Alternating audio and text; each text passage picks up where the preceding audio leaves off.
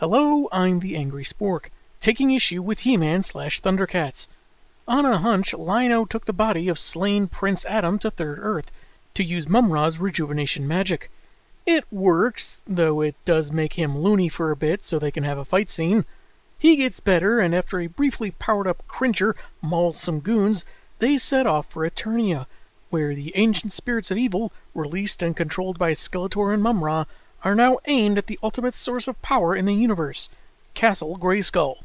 They're not eating all that cereal. They're going straight for the prize inside.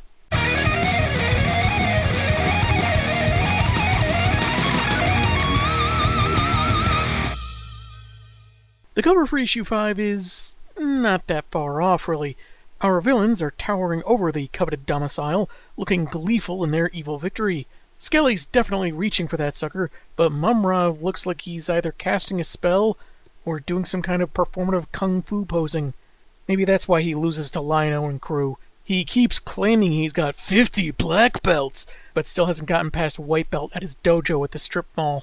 We begin with some devastation, battered and possibly dead warriors, with King Randor describing these losses, and we go to a 2-page spread with him concluding his speech as countless soldiers engage the ancient kaiju of evil. Castle Grayskull will not fall! I don't care that he's king. I'm more impressed that he's riding a Triceratops. I want to join the fight for that alone.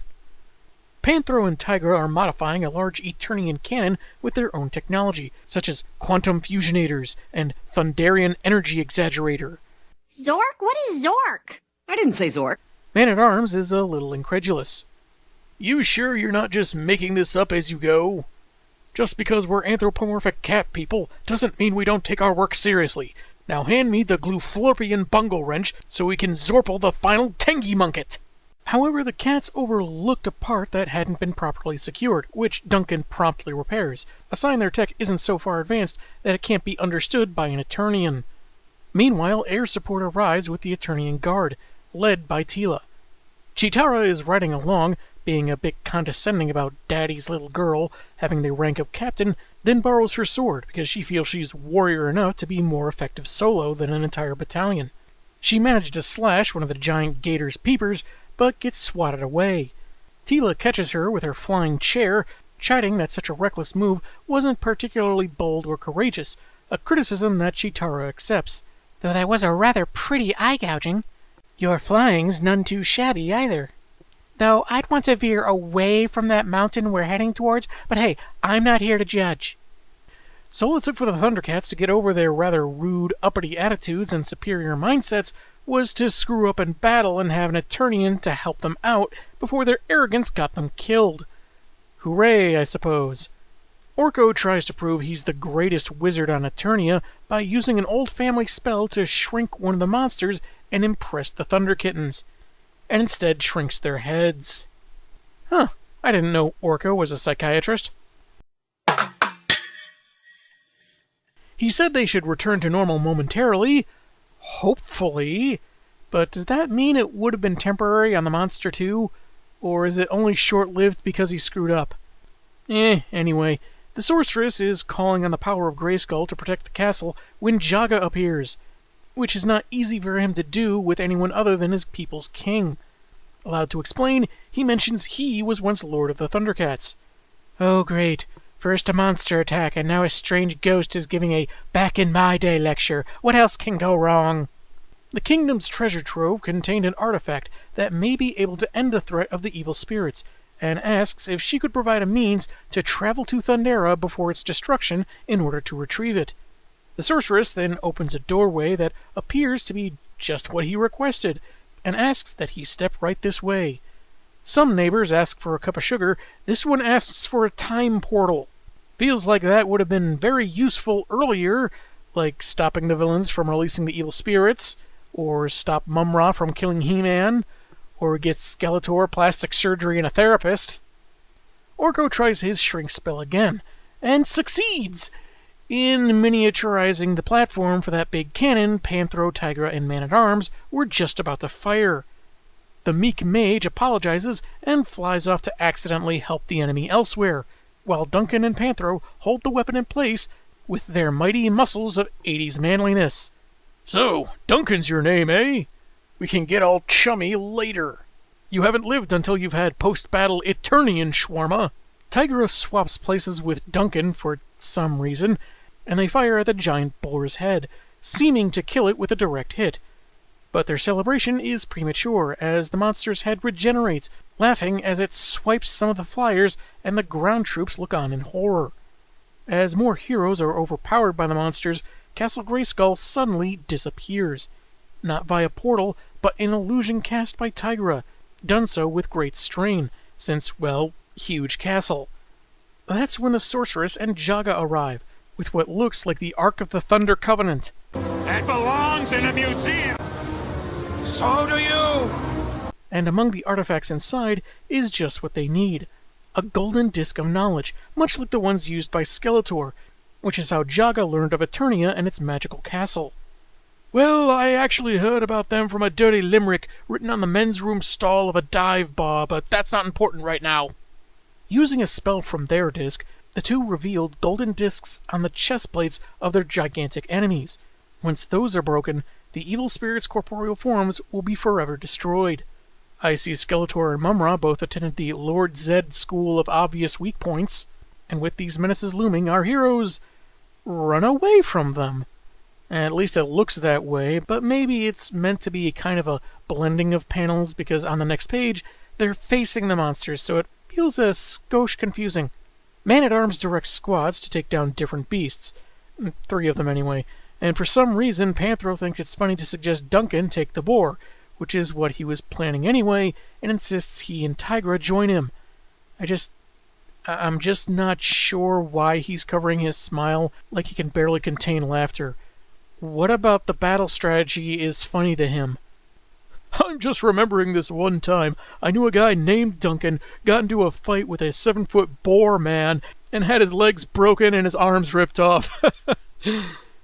I guess you had to be there. Buzz-Off, Stratos, and the kittens go after the bull, which ends with the 2 masters badly injured, but nary a scratch on the disc. Tila attempts to crash her vehicle into the crocodile's disc, but Chitara's precognitive vision sees that ending in their deaths. She narrowly steers them out of the path of the enemy's I-beam, sparing their lives and allowing them to follow through on the captain's plan, as they jump from the vehicle that collides with their target. They'll make it safely to ground. Somehow. Tila makes a remark about cats landing on their feet, so that snark alone will probably protect them.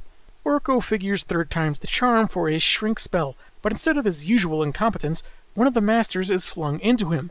The tornado guy, I think, and the blast hits Snarf, who then grows gigantic, almost as tall as the vulture.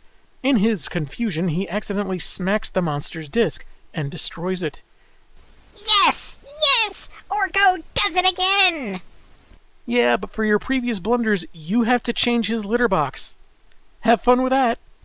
Tigra's illusion fades, Castle Grayskull reappears, and the boar begins hammering the sorceress's shield. Fortunately, the cannon has been repositioned, and one blast takes out the disc, and thus the threat. Panthro attributes this to his Thunderian energy exaggerators.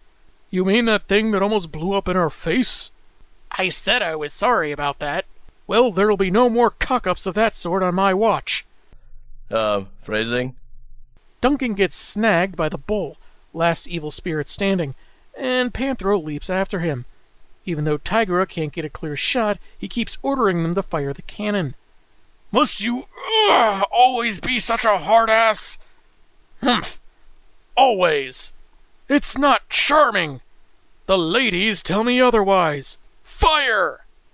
The ladies tell you fire? Do you date pyromaniacs or something? What's wrong with you? It's not until Panthro successfully pries the beast's fingers open that Man-at-Arms is freed. Tigra takes the shot, their final foe falls, and Operation Attack on Eternia concludes. Skeletor and Mumm-Ra acknowledge how formidable their enemies are when they combine, and it just so happens they intend to do the same, but more literally. They call upon the power of the ancient spirits of evil, using it to merge into a singular being, and the issue closes on the new threat to Grayskull, Mummator. Don't worry, they'll be fine, as long as their greatest warrior is... Oh no, Mechanics down! All is lost! How do we survive now? I'll say this much, I really dig this design. It's a great blend of both their menacing aesthetics. The staff there clearly evokes the evil spirits, with that snake headdress likely meant to represent that long-lost sister Snake Mountain was modeled after. The one thing I'm not totally sold on is their portmanteau. I might have gone with Scala-Ra myself, because it sounds just a little less silly, but that's just me. Also, I did kind of think it was a nifty touch that this entire chapter didn't feature the two main characters at all, which is about to change. Issue 6's cover sees Mumm-Ra standing over all the defeated heroes, except for the leads because plot armor. The final issue begins with narration about how it must feel to race to the rescue only to find you're too late. And that's the scene we get with He-Man and Lion-O landing at the battlefield, finding their friends and family strewn across the ground, defeated and injured. They check on Randor and Cheetara, both in need of medical attention, but there isn't time for that. Loath as they are to leave the others behind, Grey Skull takes precedence, so they leave Battle-Kat behind to watch over the injured. Clearly a callback to the original series and Battle-Kat's well-referenced time in med school. Once again, Dr. Jan Itor. Dr. Jan Itor. Using his connection to the sorceress, sensing her pain, He-Man leads the way through the labyrinthian castle. Lose your way in these walls, and it is possible you may never return. Yeah, the sorceress did some redecorating during her MC Escher phase a while back. They arrive at the threshold to the secret of Grayskull, where even the blonde barbarian has never crossed, let alone any past intruder. Lion-O smells blood in the air, and vows they'll face whatever threat awaits them together as they charge through the blue mist on a splash page. I bet some kids would have killed for a poster like this back in the 80s. And today as adults. On a 2-page spread, as the narration says, endings promise resolution, but conceal monsters left unslain, at least if you want to tease a sequel in hopes of getting a full trilogy, they enter the heart of the mysterious castle, which looks like a bunch of rocks floating in space. It's a nexus of realities, with various gateways seen floating in the background, that can access different dimensions. Mumm-Ra stands before them, the beaten sorceress at their feet, expositing that Castle Grayskull was essentially a vault to protect the Orb of Power, the glowing sphere in his hand that created the multiverse. Someone got drunk and dropped it in a toilet once, and that's how we got the New 52. However, the orb's casing won't unlock without He-Man's blade. Orb of Power, Sword of Power, makes total sense. So hand it over with all speed, muscle boy, or we break your girlfriend's neck. The sorceress isn't my girlfriend, jeez! Everyone ships me with Teela, you moron! Do you even internet, bro? After an initial attack fails, Lion-O has a plan. Grab the orb, then lose their enemy in the Nexus of Realities. So essentially make their greatest threats combined some other universe's problem. They manage to do the first part quickly enough, only for it to return to Mumm-Ra's hand.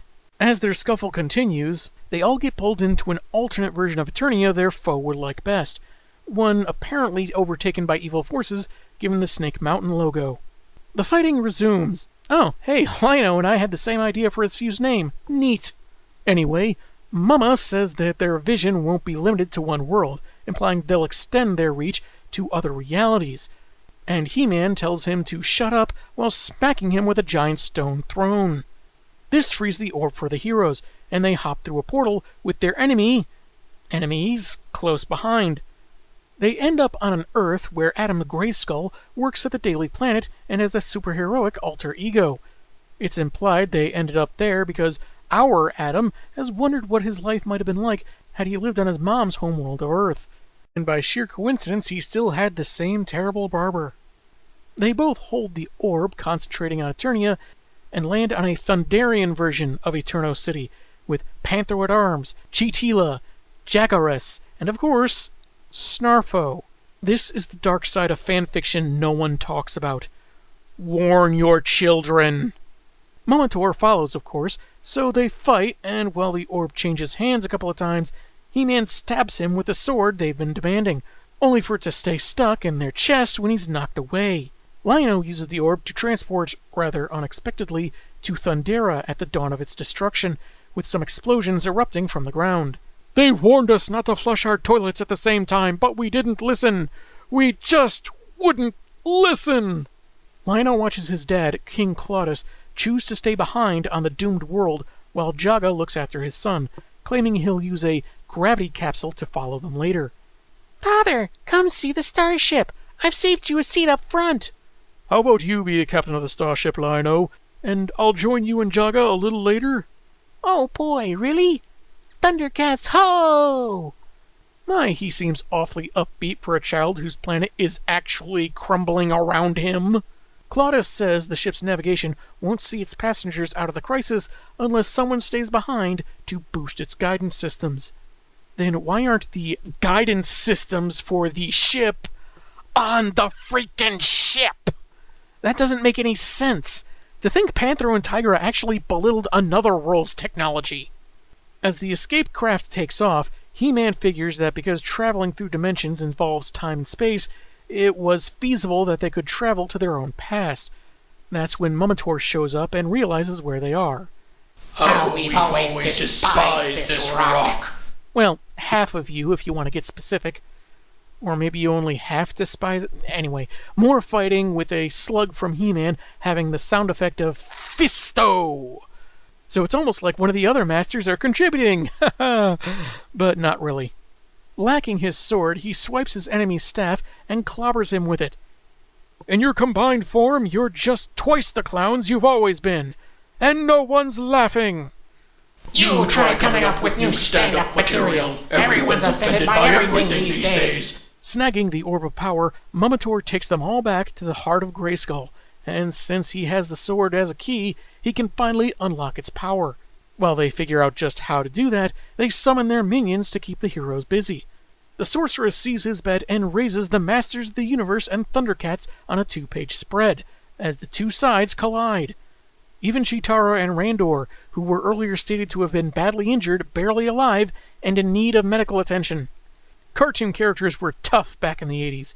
You could break their bones, rupture their organs, but all they needed was a 5-minute breather, possibly during a commercial break, and they were good to go.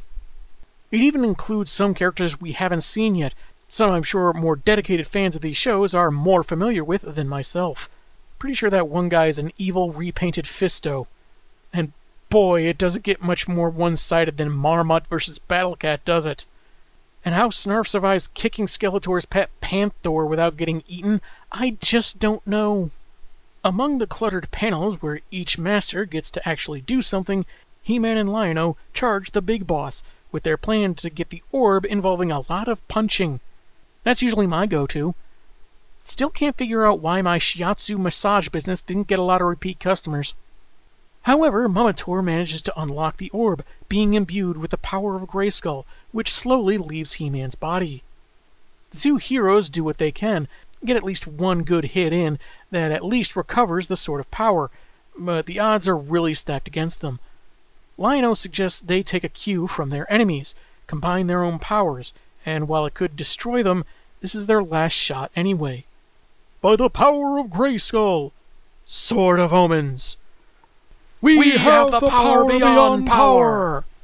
He-Man channels his power into the Eye of Thundera for a great use of the colors for their swirling energy.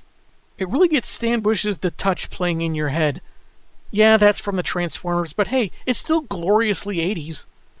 The blue and red make purple light seems to do the trick, exploding the enemies as He-Man reverts to Prince Adam. Ha! Adam! Long time no see! Last time you saw Adam, he was a corpse, dude. The sorceress assures that the Orb of Power is restored and the dimensional rift is healing itself. Though Mumm-Ra and Skeletor are defeated, Jaga notes that past episodes have shown they're likely to resurface. Well, as long as their toys sell. If marketing doesn't like this quarter's turnout, one of us could see a new arch-nemesis in the next season. Lion-O is tempted to step into the past and save his dad, and somehow his planet, but Adam tells him that both good and bad experiences shape who we are, and though the Thundercat might be able to succeed in changing the past, he'd drastically alter the present, and it's in the here and now that his destiny lies as he transforms into He-Man once again, and believes his feline counterpart will be a hero not of one world, but the universe. Oh great, thanks for all that new pressure! Later, the henchmen are shackled and the Thundercats are bidding farewell to... Well, 3 of the masters, because who cares about the rest? Gifts are exchanged, hints at magical journeys are dropped, and He-Man finally got that Harness of Honor from the first issue, a positive sign of acknowledgement from King Randor. He goes to bid farewell to Lion-O, having been healed up by the sorceress. What is that? A belt? Please, do not start with that. It was a whole thing with my dad, and I'm still not sure me getting stabbed through the chest hurt or helped the situation. Now that Randor knows the secret, Lion-O says Adam can be his true self around him at all times, because regardless of his form, he's still a hero. He-Man's surprised that someone their age is so wise, and that's when the young king reveals he's kind of 12 years old. It's something of a shock, but He-Man figures that if he's this wise and noble now, he'll make a truly great king. Yeah, but he doesn't know about his earlier decrees, like mandatory video game time, ice cream for dinner, and filling up the dungeon with people that were ahead of him in lines for amusement park rides. Narration doesn't believe in endings, only new beginnings, having seen and been too much. Master and slave, for example, and fate and fortune will continue to dance together. Surprisingly, that dance? The boot-scootin' boogie. As Skeletor's minions are taken into custody, it's revealed who this issue's narrator has been, as he mentions that as long as evil exists, Mumm-Ra lives. Hey look, someone undid that spell that turned Evil-Lyn into stone. Don't think she showed up in the final battle, since the story basically forgot about her. Anyway, we conclude on a splash page as the Thundercats fly off back to their home, and Lion-O and He-Man swap catchphrases of power. By the power of Grayskull! Thundercats! Ho! That was He-Man/Thundercats, and I thought it was a fun journey with a lot of personality. You know, between dead He-Man, Randor finding out his secret, and his sword being the key to ultimate Grayskull power, I'm guessing Kevin Smith got some inspiration for revelations out of this book. Like that series, this story brings with it a certain matured edge, mild swearing, and some blood. In small doses, I thought it fit well enough, though maybe a little odd when you remember some of the goofier, sillier inclusions. Overly literal sound effects, some dialogue that sounded very Earth modern, and so on.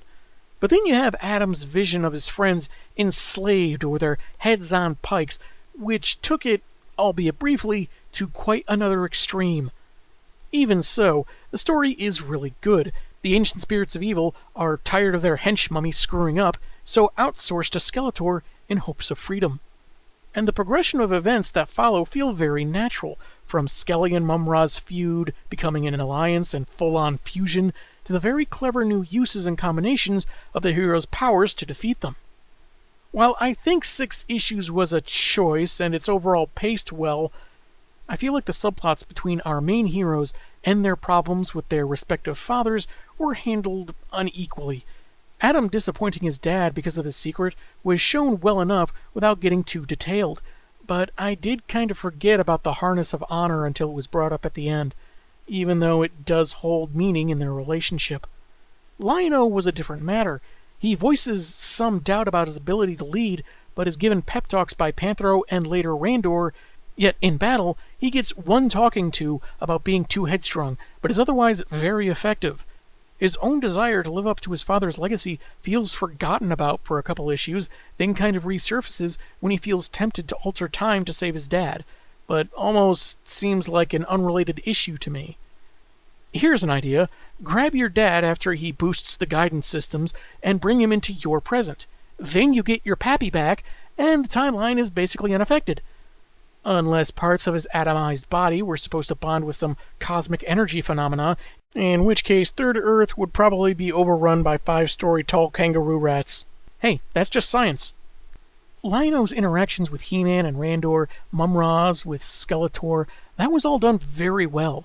But as I mentioned before, the tension created between other adult Thundercats and Duncan and Teela felt a little forced and sudden. I'll grant it's been a while since I watched either of those old shows, and the writer may have taken some liberties, but I don't recall either Panthro or Tigra being so arrogant that they'd insult another world's technology, especially given all the crazy gear Eternia has and the crisis they were facing. If they're more advanced, fine, but to scoff in Man-at-Arms' face feels just as juvenile as they'd previously accused their king of being.